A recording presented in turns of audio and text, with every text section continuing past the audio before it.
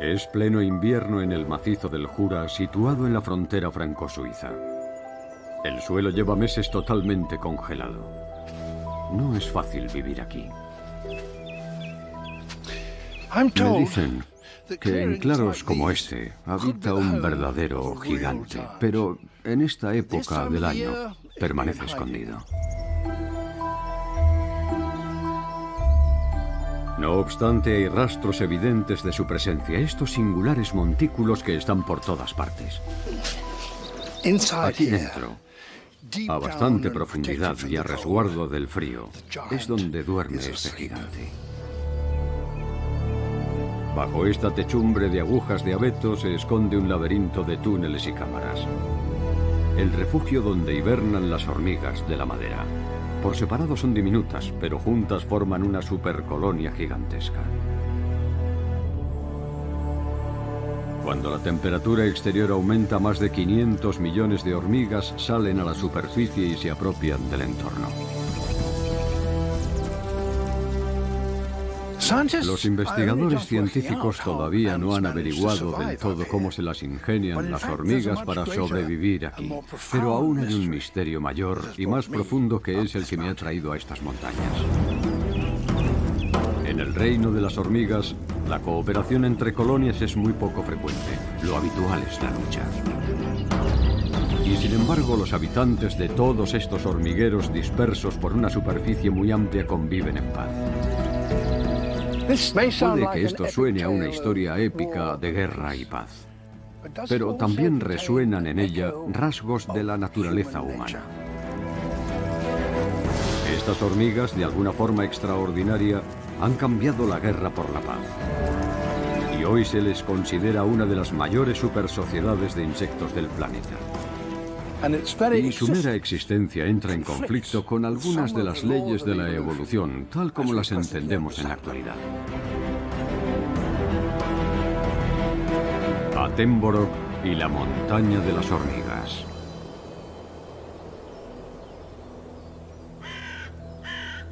Ha sido un invierno largo y frío en la cordillera suiza del Jura.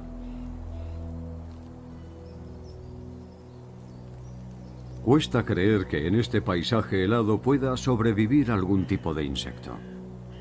Pero pronto todo va a empezar a cambiar. Los hormigueros de esta cordillera no tardarán en cobrar vida. Algunos de estos montículos son colonias independientes, pero otros forman parte de una inmensa supercolonia.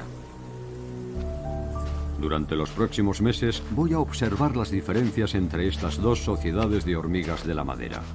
Una que guerrea con sus vecinos y otra que los acoge de buen grado y convive con ellos en paz.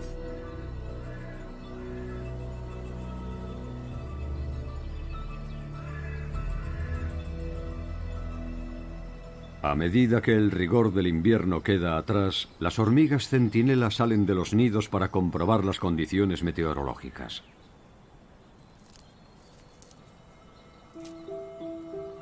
Detectan lo que llevan mucho tiempo esperando. Las temperaturas están ascendiendo. La primavera está a punto de llegar.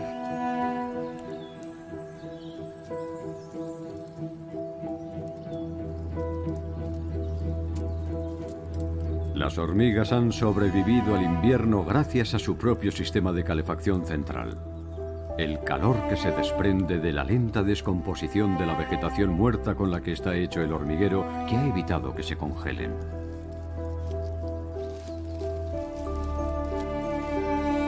Y en cuanto salen a la superficie, se dedican a corretear para recargar las pilas con el calor de los rayos del sol.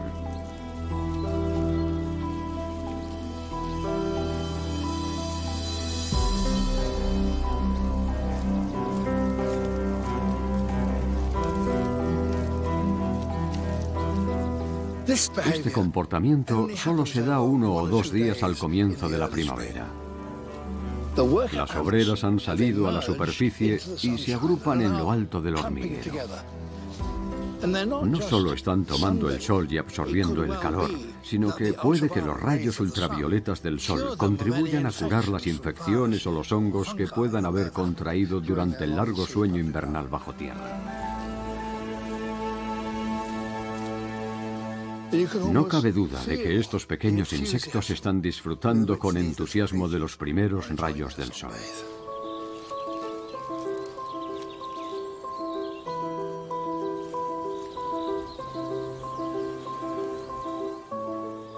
Esto ya es insólito de por sí, pero aún hay algo más extraordinario.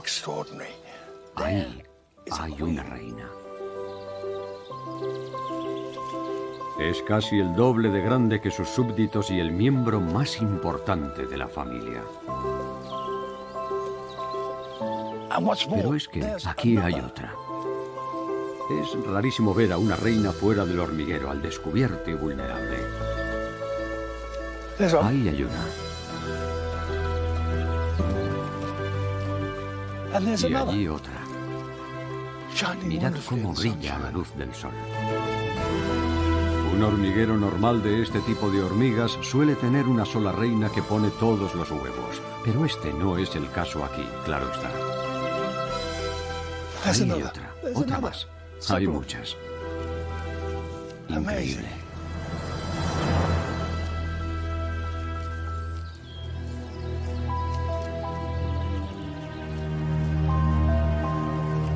Tras unos minutos al sol, el único momento en el que ven la luz en todo el año, las reinas desaparecen y vuelven a sus cámaras de cría en el interior del hormiguero.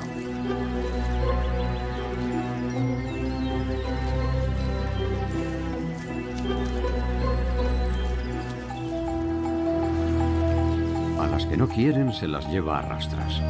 Puede que sean reinas, pero aquí no hay poder soberano. Las obreras gobiernan por consenso y son ellas quienes deciden dónde van y cuándo se van las reinas.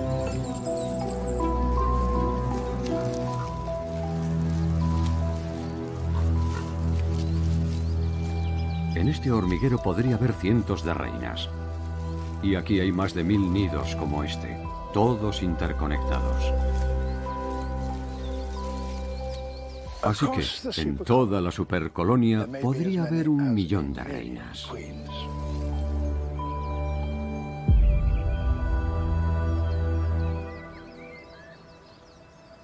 Estamos a principios de abril. Las reinas han vuelto a las profundidades para prepararse para poner los huevos, dando inicio a una auténtica contrarreloj. Deben cumplir con su labor más importante en los próximos 2 meses.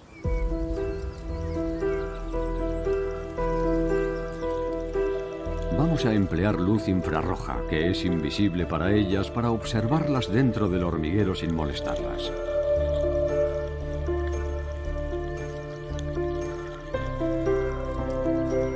La mayoría de los primeros huevos que las reinas depositen constituirán la siguiente generación de hormigas reproductoras, reinas y machos, todos con alas. Dentro de los miles de nidos de la supercolonia, más de 500 millones de obreras sin apenas parentesco entre ellas cooperan para asegurarse de que las reinas y los machos estén preparados para el proceso de reproducción denominado vuelo nupcial que tendrá lugar a mediados de junio.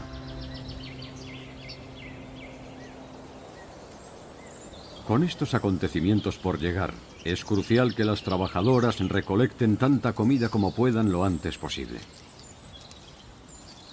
Pero la mayoría de los hormigueros aún están rodeados de nieve. Así que no pueden llegar a los territorios en los que se alimentan.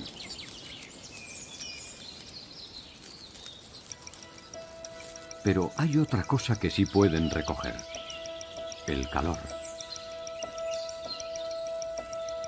Los hormigueros necesitan más calor que el que produce la vegetación en descomposición para que los huevos eclosionen a tiempo para la cita obligada del mes de junio.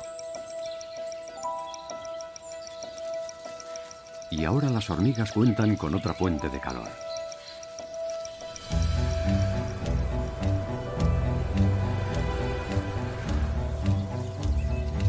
Usan su cuerpo como si fueran paneles solares para acumular el calor.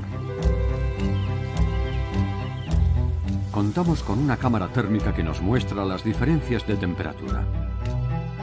El nido se ve negro porque está a más temperatura que el entorno de alrededor. Y en las propias hormigas también se aprecia la diferencia. Las que entran en el hormiguero se ven negras porque han captado el calor del sol, mientras que las que salen se ven blancas porque se han enfriado tras haber transferido su calor corporal a las cámaras de cría del interior.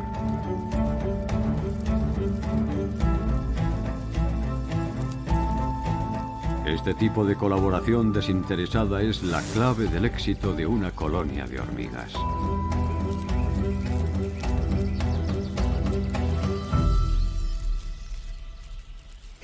Por lo general, en las colonias de hormigas, las obreras están emparentadas entre sí y con la reina, y la teoría es que por eso cooperan. Pero ese no es el caso que nos ocupa. Aquí hay cientos de reinas. Se han llegado a contar más de 1000 en un solo hormiguero.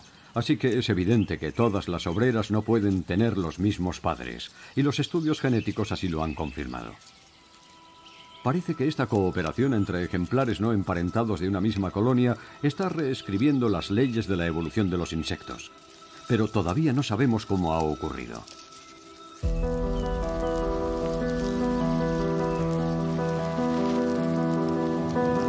La primavera ya está muy avanzada.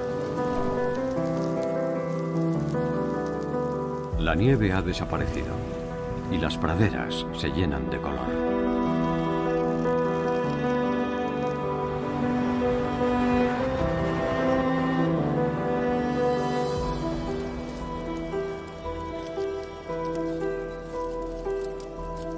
A finales de abril hay montones de huevos en el nido y ya están saliendo las primeras larvas.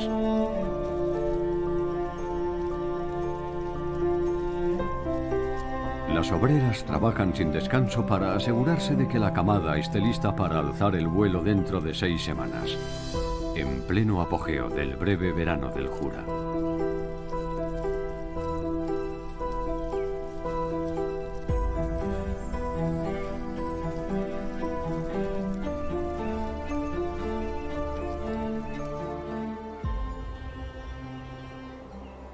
Pero no todos los hormigueros de este macizo pueden dedicarse por completo a esa tarea. Algunos van a tener que enfrentarse a dificultades que ponen en peligro su supervivencia. A poca distancia de allí, en los límites del territorio de la supercolonia de los bosques, hay otro tipo de hormigas de la madera. Los hormigueros de este lado de la montaña son aparentemente iguales que los de la supercolonia, al igual que las propias hormigas. Los habitantes de cada uno de estos nidos descienden de la misma y única reina. Y las colonias batallan ferozmente entre sí.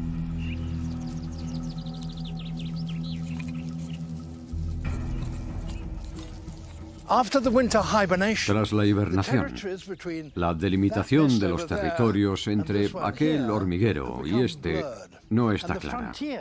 Así que habrá que volver a establecer las fronteras. Para ello, las obreras de ambos nidos están haciendo una batida. Así es como las colonias vecinas entran en contacto por primera vez este año.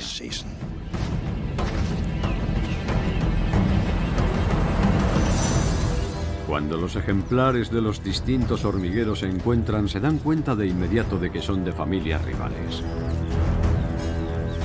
Acto seguido regresan a sus nidos y en cuestión de minutos ambas colonias saben que la frontera de sus territorios está en juego. Los ejércitos se movilizan.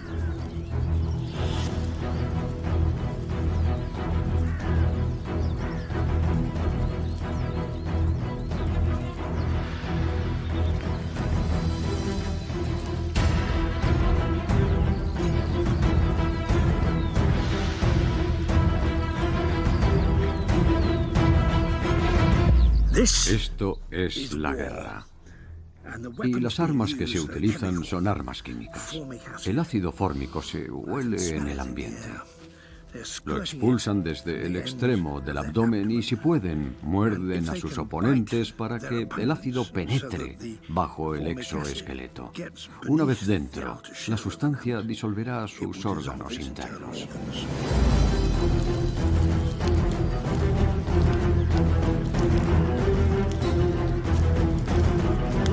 Es una lucha cuerpo a cuerpo. Los combatientes tratan de someter al contrario agarrándoles con la mandíbula una pata o una antena.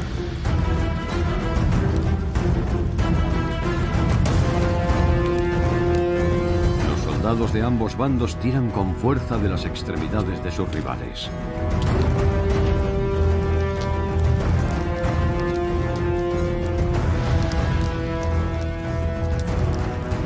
Pueden llegar a hacer falta 7 hormigas para abatir a un solo enemigo.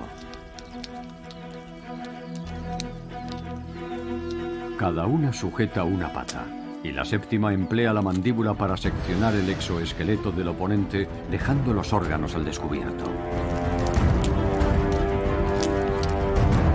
Otro de los atacantes coloca el abdomen sobre la víctima y expulsa el ácido sobre ella. Hay batallas por doquier.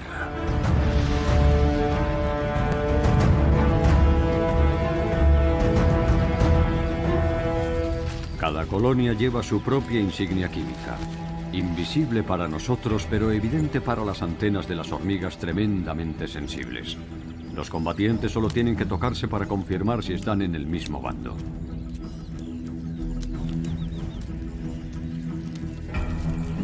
Por todos lados hay ejemplares trepando a la vegetación. ¿Acaso se están tomando un descanso o tal vez lo hacen para vigilar cómo avanza la batalla y ver dónde hacen falta los refuerzos?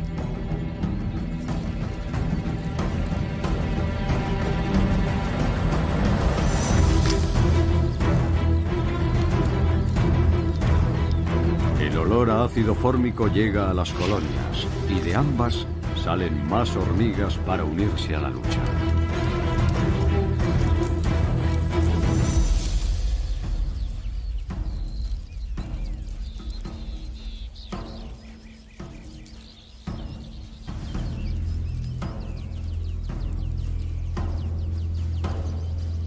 La guerra puede durar más de una semana.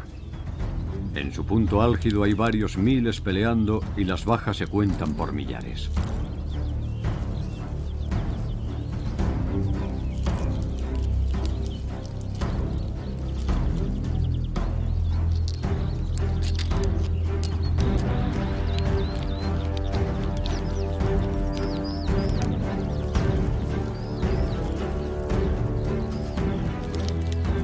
Los vencedores no solo han conseguido ampliar su territorio, sino que algunos piensan que también obtienen otras recompensas.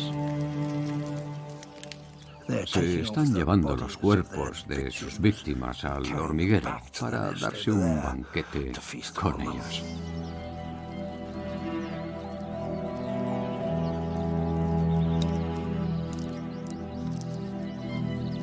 Ambos bandos han sufrido muchas pérdidas.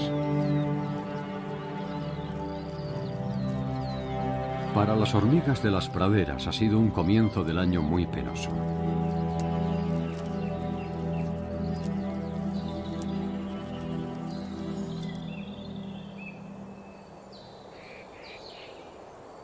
En lo alto de la montaña, en el territorio de la supercolonia, los habitantes de los distintos hormigueros también se están encontrando por primera vez, pero aquí la situación es muy distinta. Estas hormigas son de un nido que está a casi 1 kilómetro de distancia. Si fuesen de una colonia independiente, cuando las pusiera ahí, serían atacadas con violencia. Veamos qué ocurre.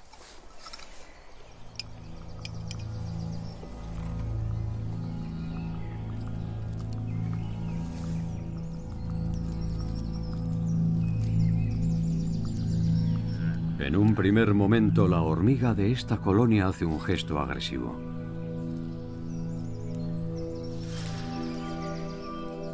Pero entonces, la visitante le acaricia con las antenas en un gesto con el que le pide comida, y la anfitriona procede amablemente a alimentarla.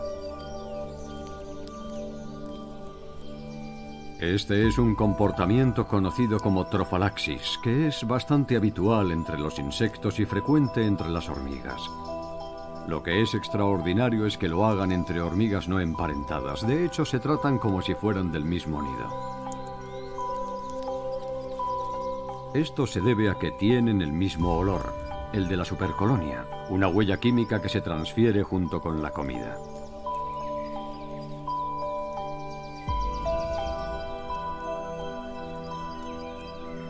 Se hizo un experimento en el que se impregnó a las habitantes de un hormiguero de un lado de la supercolonia con una sustancia química concreta, y 8 semanas después se identificó esa misma sustancia en el otro extremo del territorio.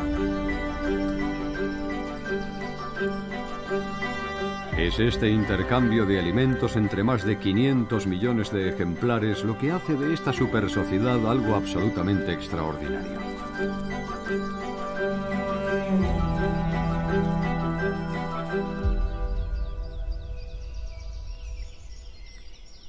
Gracias a ello, las hormigas de la supercolonia pueden moverse con libertad de un hormiguero a otro, y de ahí que hayan creado más de 100 kilómetros de senderos que unen más de 1 millar de nidos.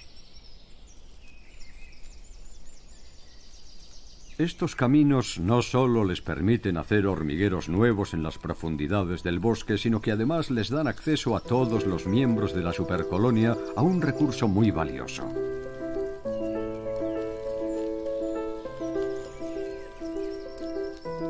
Un recurso que obtienen de las píceas.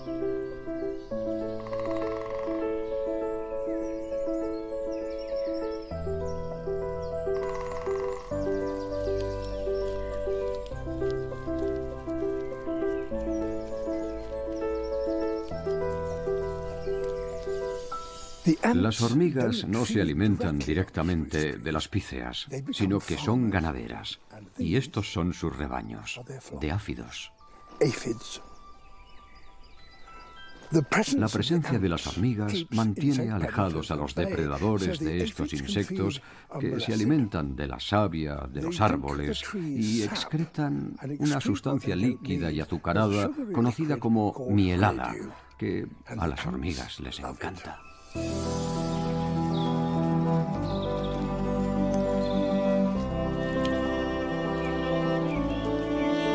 De forma similar a los ganaderos que ordeñan sus vacas, las hormigas estimulan a los áfidos con las antenas para que produzcan la mielada.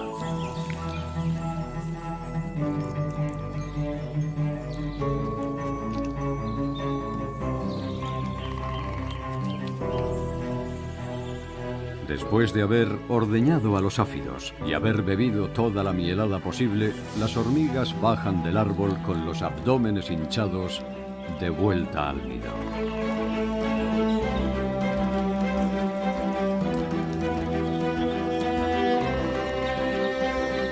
La mielada no solo les sirve de alimento, sino que también lo utilizan para elevar su temperatura por encima de lo normal y calentar así la atmósfera del hormiguero.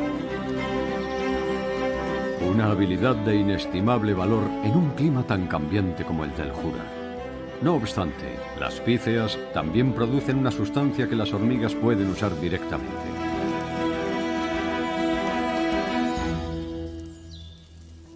Estas hormigas han recolectado laminitas de resina, que es esa sustancia pegajosa que rezuman las ramas de las coníferas cuando se rompen. A los árboles les sirve para sellar las heridas, pero ¿para qué la usarán las hormigas? Dentro del hormiguero, el calor que aporta la mielada ayuda a que las reinas sigan poniendo huevos y a que las larvas sigan creciendo.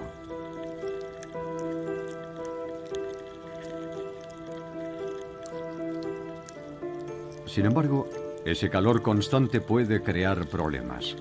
Pese a lo limpias que son, es un caldo de cultivo para las enfermedades. Las hormigas han encontrado una magnífica solución.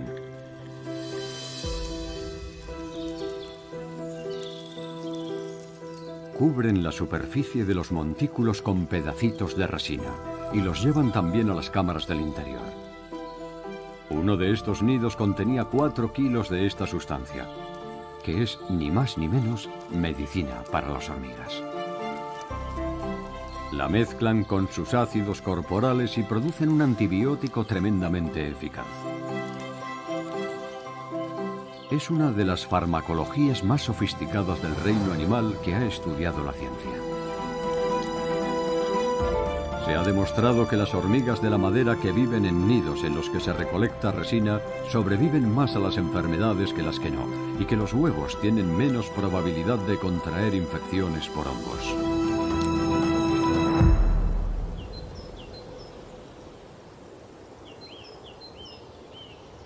Esta inmensa y pacífica supercolonia tiene pocos enemigos. Pero ahora, a finales de mayo, una amenaza se cierne sobre ella.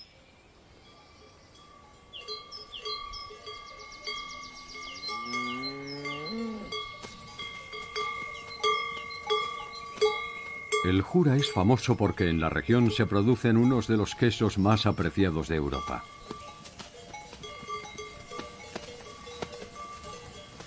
Durante generaciones, los ganaderos han hecho pequeños claros en los bosques para que las vacas puedan pastar.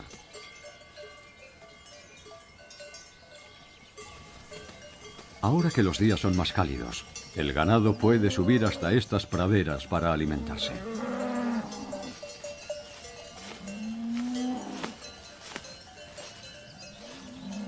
Las hormigas se las tienen que ingeniar para que las dejen en paz y no destrocen sus nidos. Una tarea bien difícil, incluso para una supercolonia.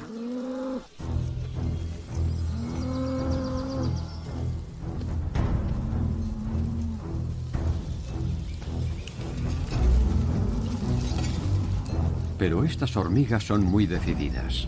En cuanto una empieza a rociarlas con el ácido, las demás la siguen.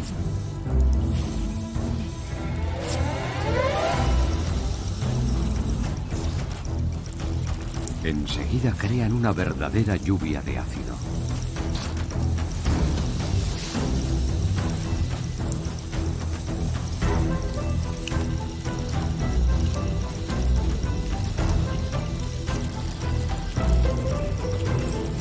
A las vacas no les hace daño, pero tampoco les agrada recibir un chorreón de ácido en el hocico, así que a partir de entonces evitan acercarse a los montículos.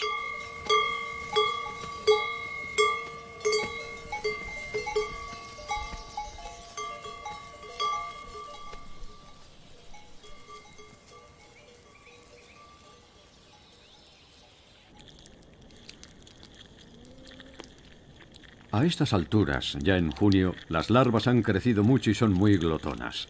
Hay que prestarles todas las atenciones porque son las encargadas de engendrar a la siguiente generación de la familia real, así que las obreras se afanan en satisfacer sus necesidades. En verano, eclosionan cientos de miles de huevos al día, y la mielada no es suficiente. Las hormigas salen en busca de un complemento alimenticio, carne fresca.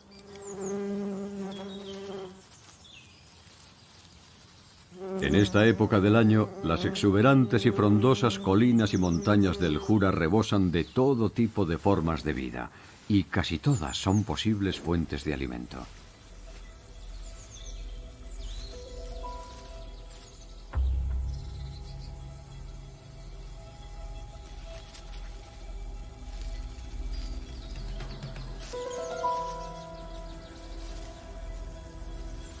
Las hormigas salen del nido para peinar cada centímetro del territorio en busca de presas.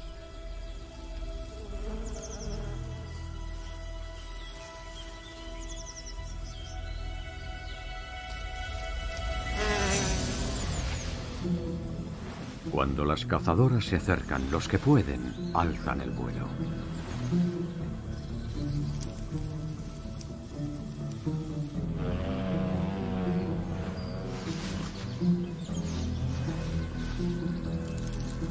Las hormigas no tienen un sentido de la vista muy agudo, solo ven los objetivos si se mueven. Una araña lobo, sin embargo, sí las ve a ellas claramente y sabe que si no se mueve, no se van a dar cuenta de que está ahí.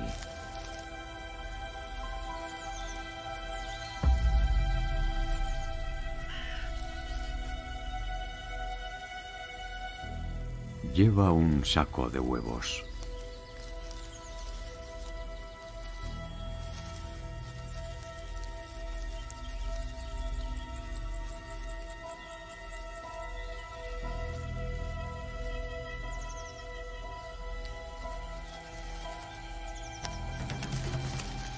En un momento dado, decide salir huyendo, y su movimiento repentino alerta a las cazadoras.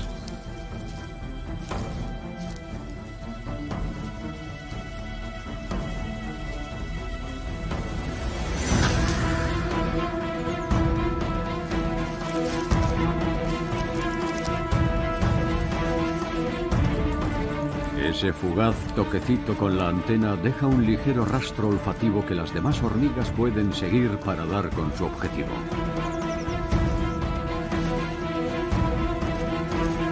La mordedura de esta araña es venenosa, pero eso ahora no le sirve de nada.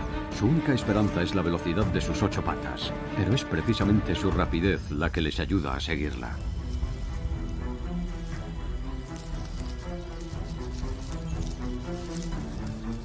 Si lo vemos a cámara lenta, podemos apreciar la técnica básica de caza de las hormigas. Lanzarse con la mandíbula abierta y confiar en que la cosa salga bien.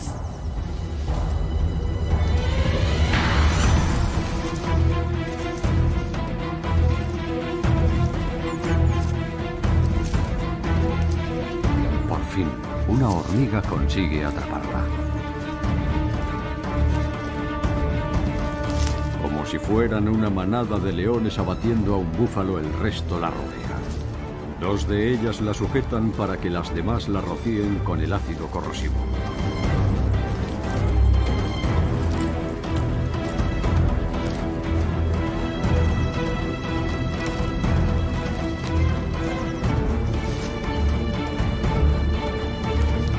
La araña lobo es solo una de sus muchas víctimas.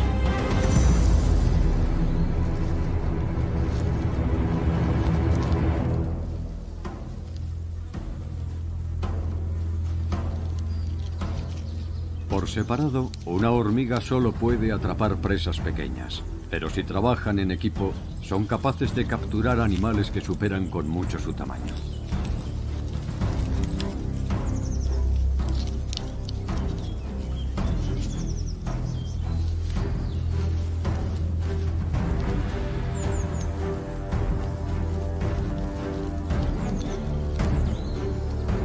Una supercolonia se cobra cientos de millones de víctimas cada año.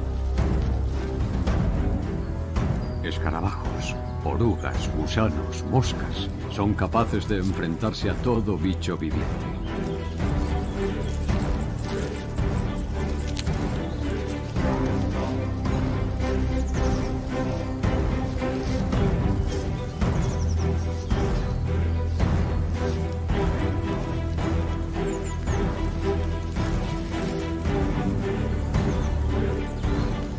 Sea cual sea la presa, lo primero que hacen las obreras es despedazarla y comérsela, para regurgitarla después y alimentar a las larvas con ella.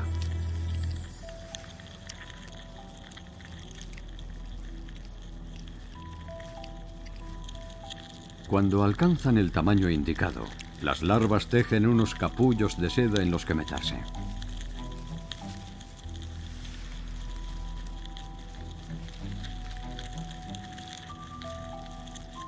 En su interior se produce la transformación en adultos.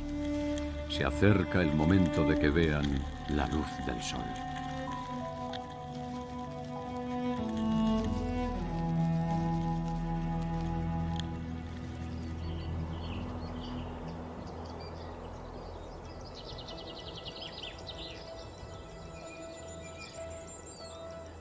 Las hormigas de la madera viven en una de las sociedades de insectos más organizadas y complejas.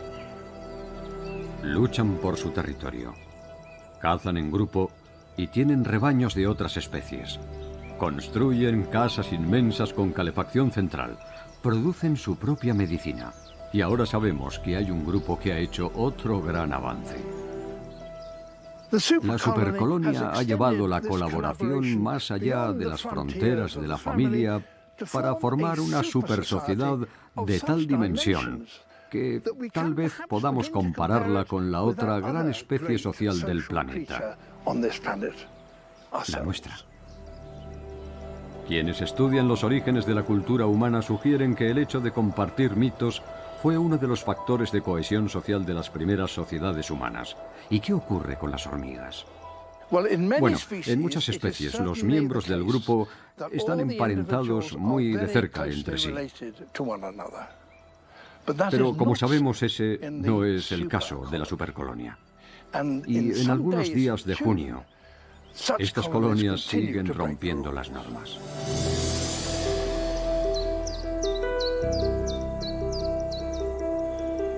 A medida que se acerca el ecuador del verano, el Jura empieza a convertirse en un paraíso de flores silvestres. Y en el interior de los nidos empieza a aparecer algo nuevo. Muchas alas. La última generación de la familia real, machos y hembras, ha salido de los capullos y ambos sexos van a ser capaces de volar. Los ejemplares alados son los únicos que pueden reproducirse. Los machos son poco más que unos dispositivos animados de inseminación que pronto cumplirán con su cometido y morirán. Pero las hembras, que están saliendo justo ahora, no han hecho más que empezar una larga vida de servidumbre.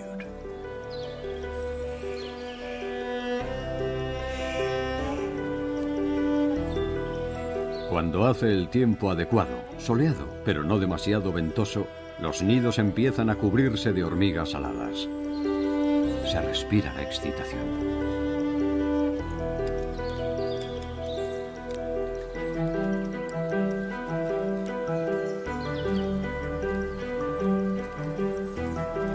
Los machos, los que tienen el cuerpo negro mate, no son capaces de alimentarse por sí mismos. Así que una vez que abandonan el nido tienen una vida muy corta. No hay tiempo que perder. Las reinas vírgenes, llamadas así por no haber sido fecundadas, también son negras, pero espléndidamente brillantes y se mueven con cierta torpeza al comienzo de su vida. Eso se debe al peso que transportan, dado que han acumulado reservas de grasa y tienen los ovarios hinchados, así que no les resulta nada fácil alzar el vuelo. Es el vuelo más importante de su vida, pero también es el primero. Muchas prueban las alas antes de despegar. Puede que tengan que hacer varios intentos antes de aprender a controlar bien el vuelo.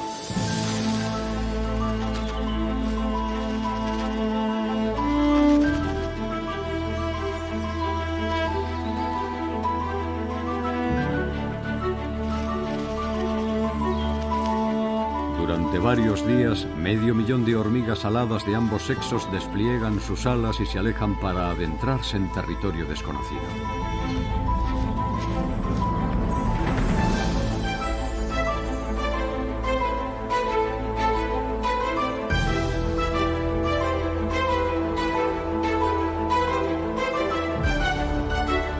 Y se reúnen aquí, en el corazón de la supercolonia. Todavía no sabemos cómo encuentran estas praderas, pero año tras año, los machos y las reinas vírgenes de toda la supercolonia vienen hasta aquí para realizar su vuelo nupcial.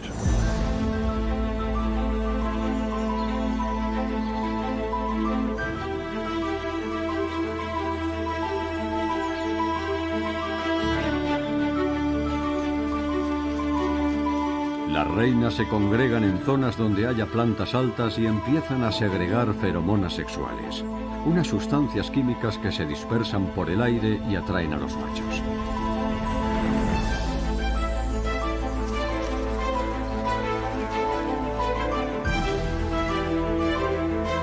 Al Al detectar su aroma, los machos van directos hacia ellas.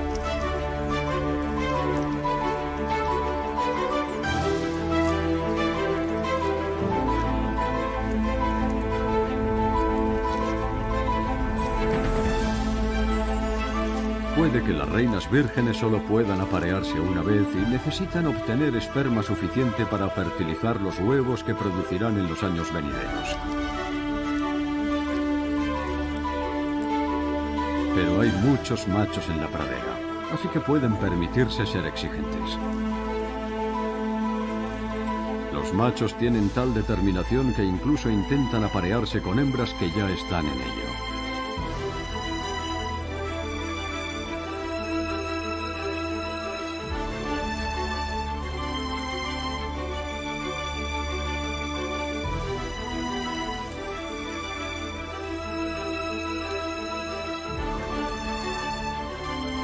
Aquellos que tienen la suerte de conseguirlo enseguida aprovechan al máximo sus pocas horas de vida.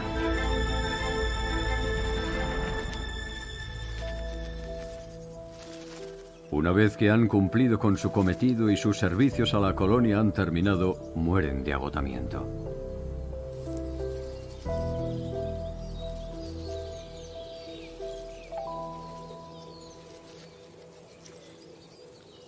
A las reinas ya no les hacen falta las alas, así que tratan de quitárselas de encima.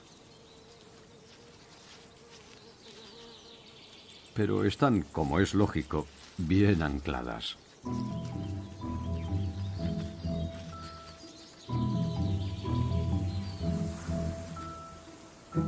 Intentar quitarse una mochila con las patas, incluso aunque se tengan 6, es una empresa bastante frustrante.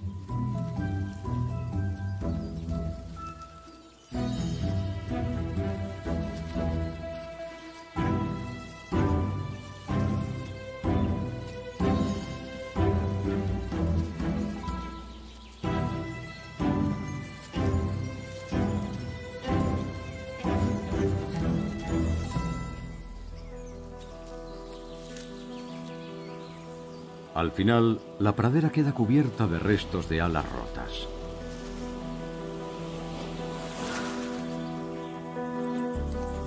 Estos enjambres de apareamiento son bastante típicos de las hormigas, pero a continuación las reinas de las supercolonias hacen algo mucho menos habitual.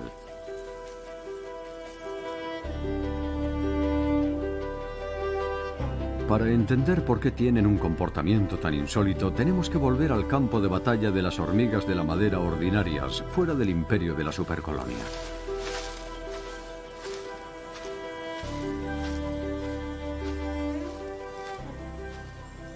Las belicosas colonias de este lado de la montaña ya han restablecido la frontera y en verano hay una pequeña tregua. El sistema de reproducción que utilizan podría parecer, a primera vista, el mismo que el de la supercolonia, pero en realidad es muy diferente. Cada una de las decisiones que toma la hembra cuando se aparea es crucial y muy peligrosa.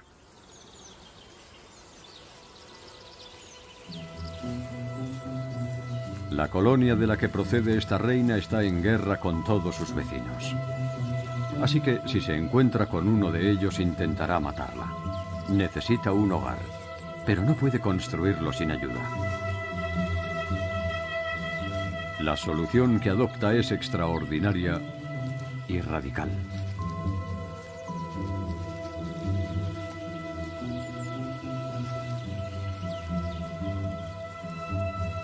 Bajo esta roca ha construido su nido otro tipo de hormiga, la hormiga de campo. Son mucho más pequeñas, aproximadamente un tercio del tamaño de las de la madera, muy comunes y viven en las praderas que rodean el bosque. La única forma de que esta reina consiga su propio hormiguero es arrebatárselo a ellas.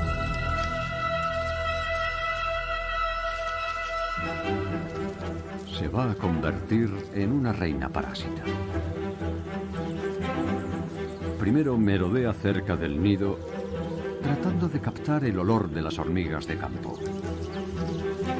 Evita enfrentarse a grandes grupos que podrían vencerla y se limita a encararse con ejemplares solitarios.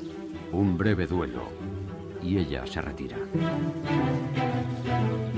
Pero con cada enfrentamiento va impregnándose de su olor y poco a poco va creándose un disfraz químico. Estas refriegas tienen lugar durante varios días. Y con el tiempo, el disfraz va siendo cada vez más convincente.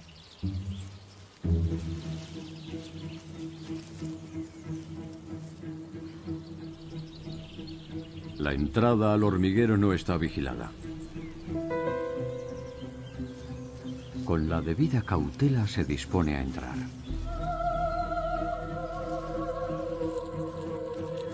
Dentro está en clara desventaja. Nunca antes se ha observado con detalle el comportamiento de una hormiga de la madera en un nido de hormigas de campo, por no hablar de filmarlo. Así que lo que ocurra a continuación debe interpretarse con prudencia.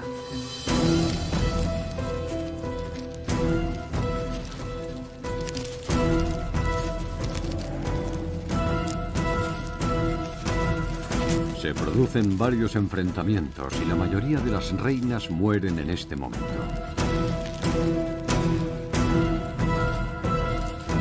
Pero si consigue superar varios ataques, las hormigas de campo empiezan a ser menos agresivas con ella. Al final, una obrera confundida le da de comer.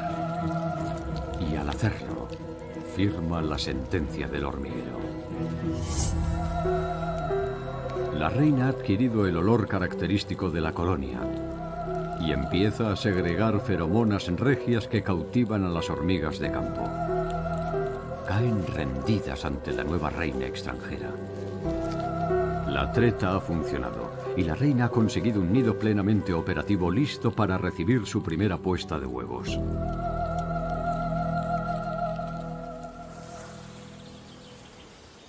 Apropiarse de un nido de hormigas de campo es la estrategia habitual que adoptan las hormigas de la madera para formar una familia. Pero, ¿qué harán las reinas de la supercolonia con sus hormigueros comunales de varias familias? ¿Habrán encontrado una estrategia menos agresiva? Las hembras que se han apareado deben buscar su propio camino. Para convertirse en reinas de verdad, tienen que encontrar un nido que las acepte. Y ahí es donde se vuelve a poner a prueba la tolerancia de los miembros de la supercolonia. Como ya están en el centro de la supercolonia, las reinas que se acaban de aparear no tienen que ir muy lejos para encontrarse con ejemplares de su especie. Pero incluso para una reina de la supercolonia, meterse en un camino abarrotado es peligroso. Puede que se encuentre con obreras que no estén de humor y no duden en despedazarla.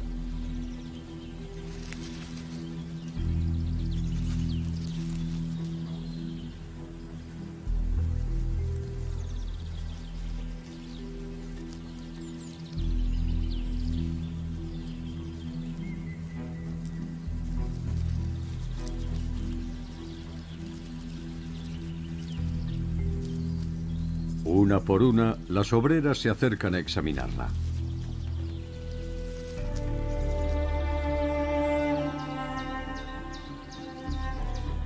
Algunas no parecen seguras de si querer atacarla o no, pero otras la limpian y la lamen.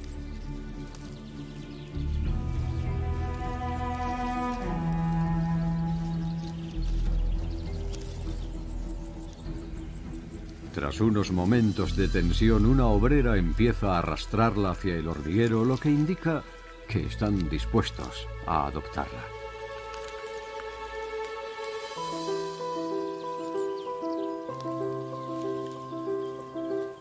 Y hace poco que se ha descubierto otra cosa más. Muchos nidos de la supercolonia han agilizado el proceso. Los machos alados y las reinas ni siquiera se molestan en abandonar el hormiguero. Dado que aquí viven muchas familias diferentes, no hay necesidad de ir a buscar otro nido para evitar la endogamia.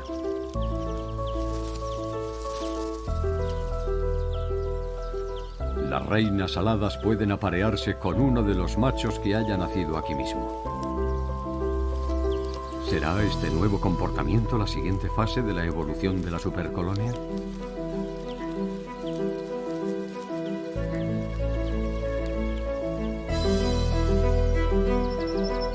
Con estos innovadores sistemas de apareamiento, las reinas de la supercolonia no tienen que asumir los mismos riesgos que el resto de las reinas de hormigas de la madera. No les hace falta infiltrarse en un nido de hormigas de campo para iniciar una familia. Las obreras solo construyen hormigueros nuevos cuando se necesitan y hacen que la supercolonia se extienda hacia el interior del bosque donde no hay hormigas de campo.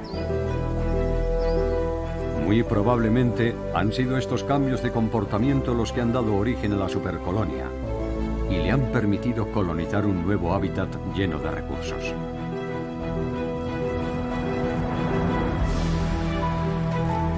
Es posible que este tipo de cooperación entre colonias sea cada vez más común entre las hormigas. Se siguen descubriendo supercolonias de varias especies en todo el mundo. ¿Acaso estaremos siendo testigos de una nueva etapa de la conquista social del planeta? La supercolonia está formada por miles de familias distintas que trabajan en equipo. Es un avance que la humanidad hizo hace mucho tiempo y que puede considerarse una de las razones por las que hemos llegado a dominar tantas partes del planeta. ¿Es posible que la paz también sea la estrategia ganadora en la montaña de las hormigas?